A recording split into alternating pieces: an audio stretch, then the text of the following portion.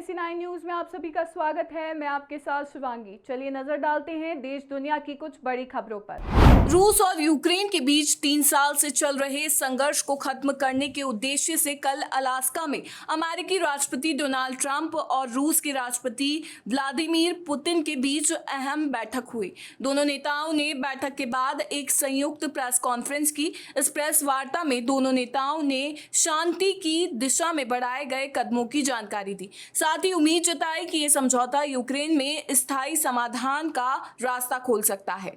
साथ ही प्रेस वार्ता के दौरान रूसी राष्ट्रपति व्लादिमीर पुतिन ने कहा कि यूक्रेन की स्थिति हमारी सुरक्षा के लिए एक बुनियादी खतरा है। साथ ही पुतिन ने माना कि यूक्रेन की सुरक्षा भी जरूरी है। उन्होंने कहा कि जैसा कि राष्ट्रपति ट्रंप ने भी कहा, यूक्रेन की सुरक्षा सुनिश्चित की जानी चाहिए और हम इसका स्वागत करने को तैयार हैं। रूसी राष्ट्रपति व्लादिमीर पुतिन ने प्रेस वार्ता में कहा कि हम देख सकते हैं कि राष्ट्रपति ट्रंप और उनकी सरकार यूक्रेन संघर्ष को सुलझाने के लिए गंभीर प्रयास कर रहे हैं। उन्होंने इस मामले की जड़ों को समझने की कोशिश की है, जो हमारे लिए अहम है। पुतिन ने कहा कि यूक्रेन की स्थिति रूस की सुरक्षा के लिए एक मूलभूत खतरा बन गई है, लेकिन अगर युद्ध को स्थायी रूप से खत्म करना है तो संघर्ष के मूल कारणों को दूर करना जरूरी होगा। उन्होंने कहा कि हम कई बार कह चुके हैं कि रूस की वैध सुरक्षा चिंताओं को ध्यान में रखा जाना चाहिए और यूरोप तथा पूरी दुनिया में सुरक्षा का एक न्यायसंगत संतुलन बहाल किया जाना चाहिए। देश भर में आज धूमधाम से कृष्ण जन्माष्टमी मनाई जा रही है। इस अवसर पर मथुरा में कड़ी सुरक्षा व्यवस्था की गई है और हर तरफ सैन्य छावनी जैसा दृश्य देखने को मिल रहा है। भगवान के जन्माभिषेक के दर्शन करने के लिए यहां आने वाले लाखों भक्तों की सुरक्षा के लिए शहर को 4 जोन एवं 18 सेक्टरों में बांटकर 5000 से अधिक पुलिस अधिकारियों एवं जवानों को तैनात किया गया है। उत्तर प्रदेश के मुख्यमंत्री योगी आदित्यनाथ शनिवार को मथुरा में जन्माष्टमी समारोह में शामिल होंगे। मुख्यमंत्री श्री कृष्ण जन्म स्थान में पूजा अर्चना करेंगे और परिसर में एक पौधा भी रोपेंगे। इस अवसर पर केंद्रीय गृह मंत्री अमित शाह, रक्षा मंत्री राजनाथ सिंह और उत्तर प्रदेश के मुख्यमंत्री योगी आदित्यनाथ समेत कई राज्यों के मुख्यमंत्री ने देशवासियों को श्री कृष्ण जन्माष्टमी की शुभकामनाएं दी। केंद्रीय गृह मंत्री अमित शाह ने भी देशवासियों को जन्माष्टमी की शुभकामनाएं दी। उन्होंने एक्स पर लिखा, नंद के आनंद भयो जय कन्हैया लाल की। श्री कृष्ण जन्माष्टमी की सभी को हार्दिक शुभकामनाएं। धर्म, नीति और लोक कल्याण के प्रतीक भगवान श्री कृष्ण का जीवन हर भारतीय को सत्य और कर्तव्य के मार्ग पर चलने की प्रेरणा देता है। दिल्ली NCR से आवारा कुत्तों को हटाकर एक सुरक्षित जगह पर रखने का मामला फिलहाल सुप्रीम कोर्ट में है। सुप्रीम कोर्ट ने 11 अगस्त को आवारा कुत्तों को लेकर यह आदेश दिया था। इसके बाद दिल्ली में कई संगठनों ने इस आदेश के खिलाफ प्रदर्शन किया। सुप्रीम कोर्ट ने इस मामले की सुनवाई के लिए एक नई बेंच का गठन किया है।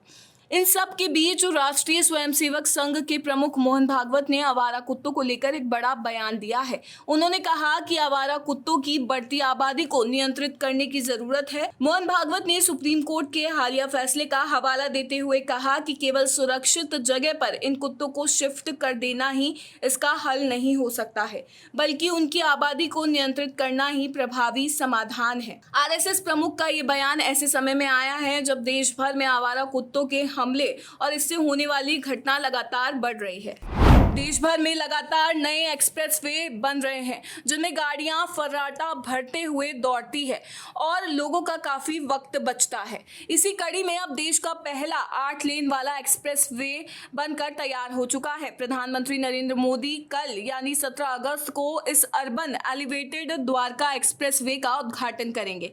इस दौरान द्वारका एक्सप्रेसवे और अर्बन एक्सटेंशन रोड 2 का उद्घाटन होगा। इस एक्सप्रेसवे के शुरू होने का सबसे ज्यादा फायदा गुरुग्राम में रहने वाले लोगों को होगा।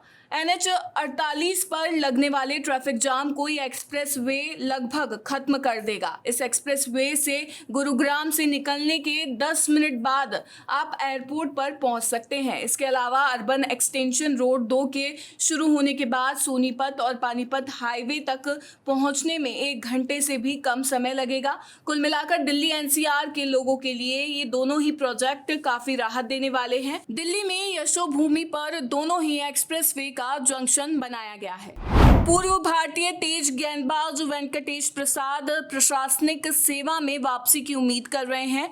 प्रसाद अक्टूबर-नवंबर में होने वाले कर्नाटक स्टेट क्रिकेट संघ चुनावों में हिस्सा लेंगे। 56 वर्षीय प्रसाद 2010 के दशक में अनिल कुंबले के उपाध्यक्ष रह चुके हैं और उनका कोचिंग करियर भी काफी अच्छा रहा है। एम चिन्नास्वामी स्टेडियम के बाहर हुई भगदड़ के बाद ये पहला चुनाव होगा जिसमें 11 लोगों की मौत हो गई थी।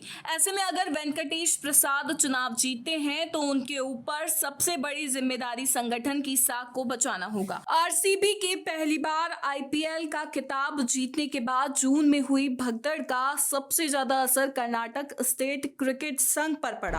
NSE9 न्यूज में फिलहाल इतना ही। आगे की खबरों से अपडेट रहने के लिए बने रहिए NSE9 न्यूज के साथ। नमस्कार।